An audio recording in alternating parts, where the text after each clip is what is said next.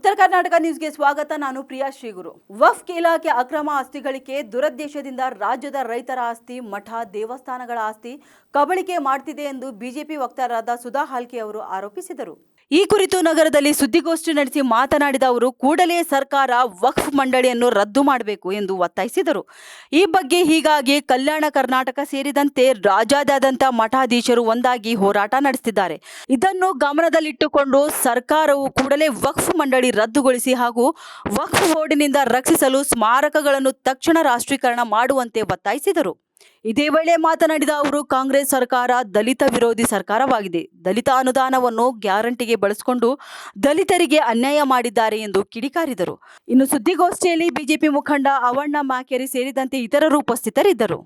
ಮಠಾಧೀಶರ ಸ್ವಾಮಿಗಳು, ಗುರುಗಳು ಬಂದು ನಮ್ಮ ಕಲ್ಯಾಣ ಕರ್ನಾಟಕದ ರೈತರ ಪರವಾಗಿ ನಿಂತು ಹೋರಾಟ ಮಾಡಿದರೆ ಅವರಿಗೆ ನನ್ನ ಕೃತಜ್ಞತೆಗಳು. ಇದು ಬಹಳ ದೊಡ್ಡ ಸಂದೇಶ ಅವರು ಕೊಟ್ಟಿದ್ದಾರೆ.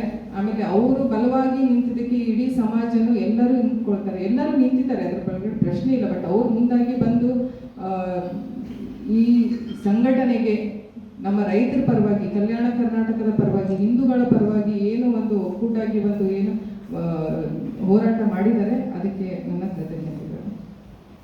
ಇನ್ನೊಂದು, ಈಗ 2 ದಿವಸದಲ್ಲಿ ಇದು ಬಹಳ ಎದ್ದಿರುವಂಥ ಸುದ್ದಿ. ಇದು